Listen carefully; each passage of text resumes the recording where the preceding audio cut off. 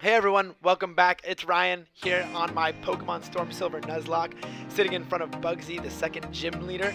Before we get into the battle with him and the strategy we're going to use, just take a look at how we got here. So I made it to Azalea Town finally. After I beat Faulkner, I got down to Azalea Town, went to the Pokemon Center, and immediately went to go get one of my 3 Hoenn starters. I wanted a Mudkip, misclicked, and got Trico. So I wasn't really looking forward for a Trico, and yeah, it's a big sad. But anyway, took the Trico. I was like, all right, might as well train this up. Named it Spaghetti. I know you don't know this about me, but spaghetti is my least favorite food. It's like spaghetti and red sauce for whatever reason. So I named it Spaghetti because it is not what I wanted. Started grinding up Trico a little bit. I wanted a Grovyle, so obviously I'm going to try to level that bad boy up to level 16, get myself a Grovyle. His attack stat's pretty good. His speed stat's really good. So I knew I'd have some use for him.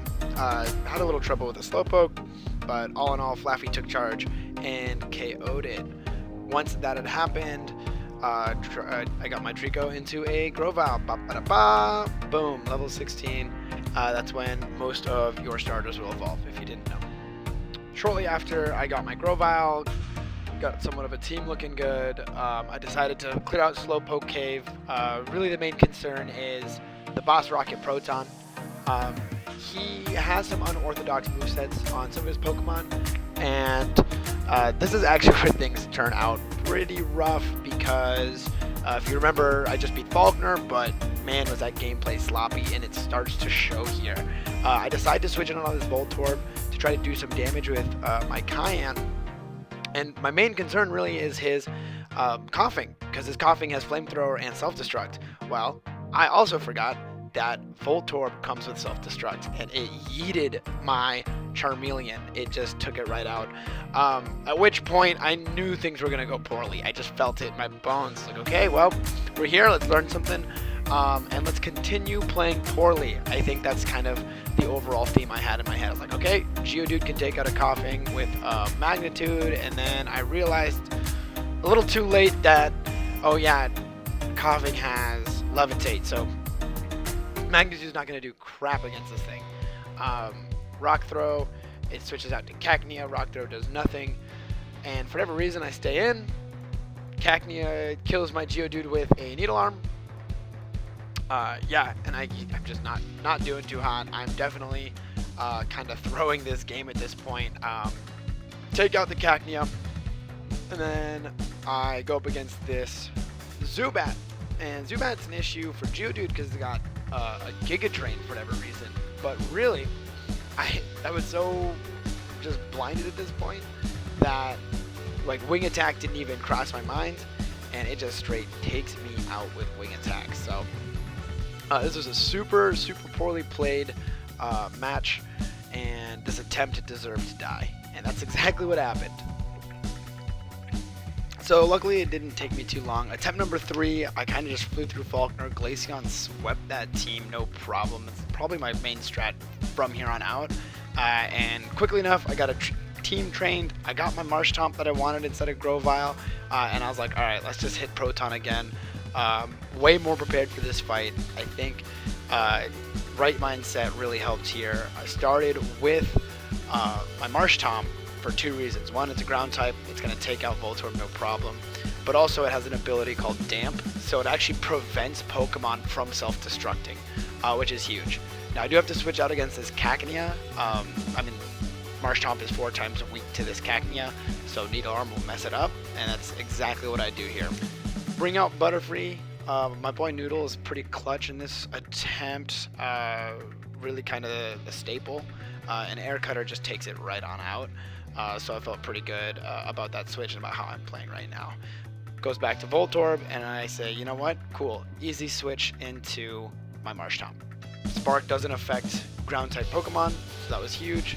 Easy free switch. Was able to take out this Voltorb with like 2 mud shots, super easy. Really liked my play in here. Zubat comes out here, and this is scary because once again it knows Giga Drain, and Giga Drain will just one-shot my Marshtomp. So I switched to Luxio in preparation for that. He just Supersonics the first turn around. The second turn, he does actually hit Giga Drain. So that's exactly the reason why I switched out. I break through the confusion to take out the Zubat. Perfect, don't need to worry about it anymore. And I felt pretty good about the rest of this fight. He just has this coughing. And once again, I switch into my Marshtomp. It's the safe switch. It has damp, so if it chooses to explode, I can not worry about it. Sludge Bomb doesn't do much damage. All over, this was just the good move. A couple water guns later, and bam, it's dead. So shortly after I beat Proton, I make sure to heal up my team, kind of get everything set, do some training, and then eventually I decide, you know what, I want to get Charcoal. It's an item that boosts fire type moves. I think it's really necessary to fight Bugsy with, or at least it helps a lot. But to do that, you first need to beat your rival. There's a rival battle right before you go to the area where you can get Charcoal. So send out my Quilava against my rival's Murkrow. I am a little bit underleveled, but I figured I'll be alright. This will be fine. Until he critical hit wing attacks. I honestly don't think I can keep my Cyndaquil alive at all. It just wants, it craves death. I toss out Luxio, and I mean, it just absolutely eats Murkrow. So, for future reference, I think this is how I'm going to start on this fight, is always an electric type if I have the opportunity. So my rival tosses out his Crocodile, probably his most threatening Pokemon. Typically, it's his highest level and has the most diverse moves. And this is where I actually start overplaying. So, still traumatized by the loss of Curry, my Cyndaquil. And I thought to myself, no way am I going to lose my Luxio too. I felt like he was going to throw out some random super effective type move. And I decide that, you know what, the play is to go Butterfree. And this was for sure not the play. In fact, it was the opposite of the play.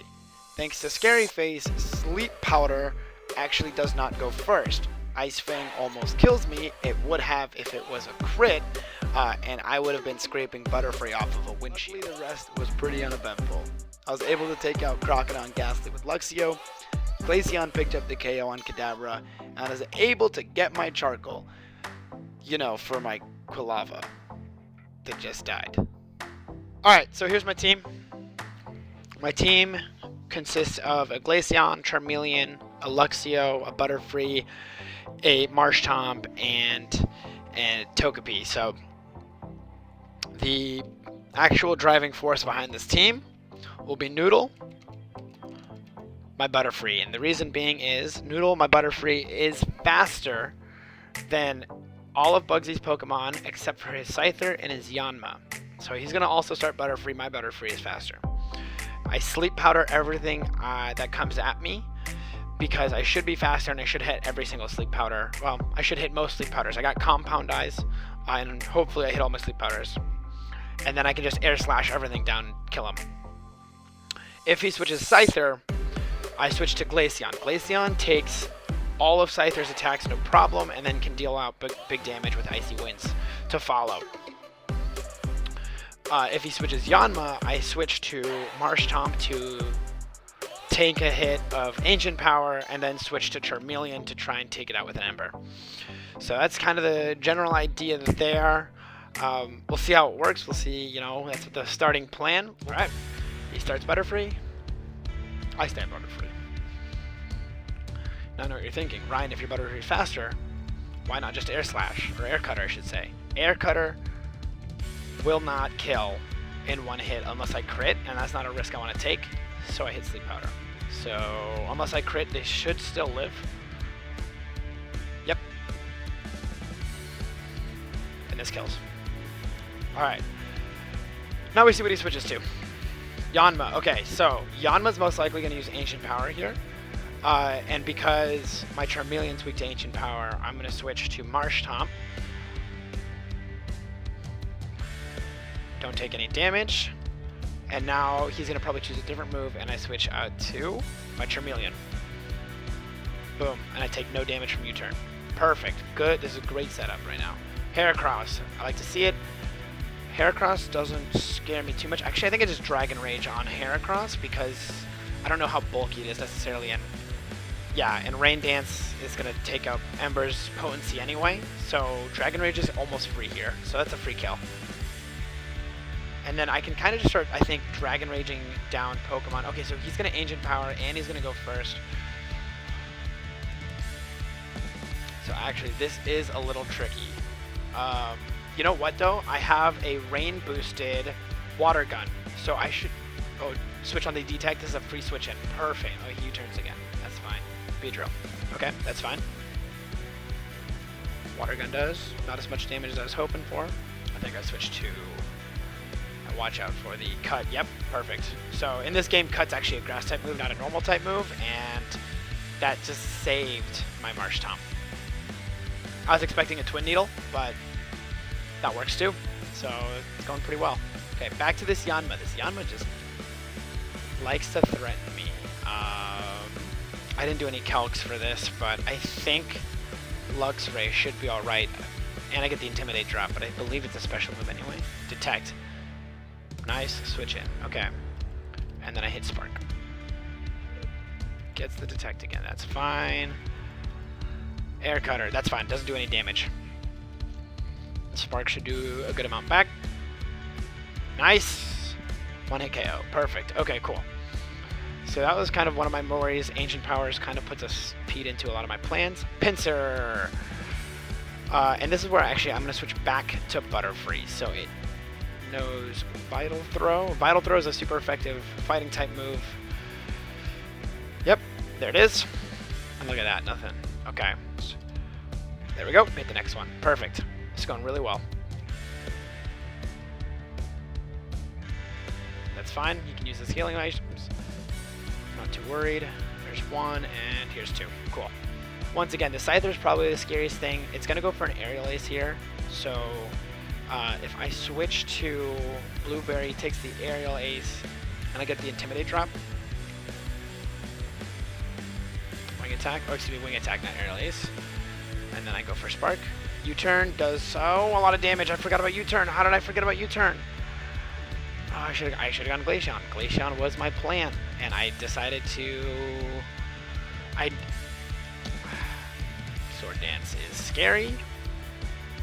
Icy Wind will drop its speed, and I should outspeed it after this, hopefully. That's okay. And I don't outspeed it. I live because Glaceon's an absolute monster. Alright, didn't even need the crit, but that's Bugsy. Lost Luxio because I decided to go off book for some reason. I knew that the U-turn would have killed it, and I decided to go for it. I got greedy, I think is really what it was. So, there we go. Second gym leader. It went fairly well.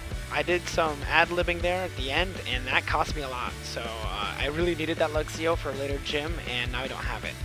Other than that, though, it went pretty well. I kind of think I kind of wrecked Bugsy there, so good stuff.